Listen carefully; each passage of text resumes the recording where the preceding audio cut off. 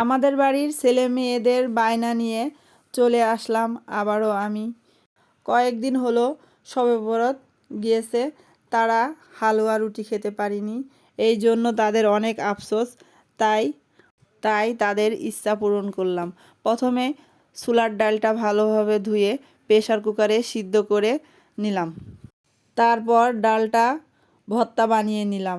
আমি কিন্তু ডালটা হাত দিয়েই ভর্তা বানিয়েছি। তারপর কড়াইতে একটু তেল দিয়ে ডালটা ভালোভাবে ভেজে নিলাম। তারপর দিয়ে দিলাম পরিমাণ মতো চিনি।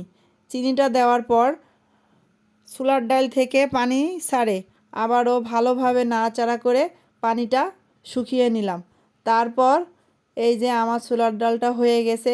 এবার একটা প্লেটে তেল মাখিয়ে সেই প্লেটের ভিতরে ছোলার ডালটা ঢেলে দিব। তারপর হাতের সাহায্যে ডালটা সুন্দর করে সমান করে নিলাম। তারপর কেটে নিলাম অর্ধেকটা চারকোনা করে, আর অর্ধেকটা কেটে নিলাম বরফি করে। তারপর একটা বক্সে উঠিয়ে রাখলাম।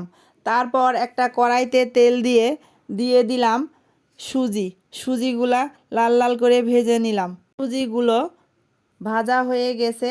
তারপর একটু পানি দিয়ে আর চিনি দিয়ে একটা শিরা বানিয়ে নিলাম। তারপর দিয়ে দিলাম ভেজে রাখা সুজিগুলা। সুজির হালুয়াটা করতে বেশি টাইম লাগেনি, কিন্তু ছোলার হালুয়াটা করতে অনেক টাইম লেগেছে আর অনেক কষ্ট হয়েছে নাড়তে। এই যে আমার সুজির হালুয়াটা হয়ে গেছে। তারপর প্লেটে তেল মাখিয়ে ঢেলে দিলাম সুজির হালুয়াটা। তারপর হাত দিয়ে সুন্দর করে সমান করে নিলাম। তারপর একটা ছুরির সাহায্যে হালুয়াটা অর্ধেকটা চারকোনা করে কেটে নিলাম, আর অর্ধেকটা বরফি করে কেটে নিলাম। এই যে আমার হালুয়াটা কাটা হয়ে গেছে। তারপর রান্না করে নিলাম একটু গরুর মাংস।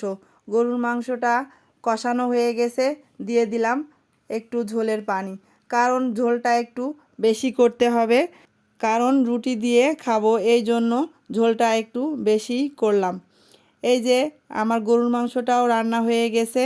তারপর একটা বাটিতে করে গরম গরম পরিবেশন করলাম।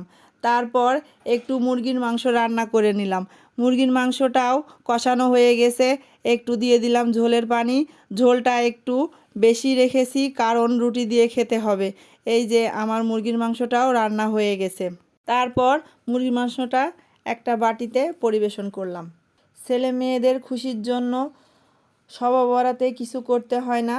তারপরেও শবে বরাতের 2-3 দিন পর আমরা সুজির হালুয়া বানালাম, রুটি বানালাম, ছোলার হালুয়া বানালাম, গরুর মাংস রান্না করলাম মুরগির মাংস। ছেলে মেয়েদের খুশির জন্য সব কিছুই করেছিলাম। আজকে ভিডিওটা এই পর্যন্ত। সবাইকে আসসালামু আলাইকুম।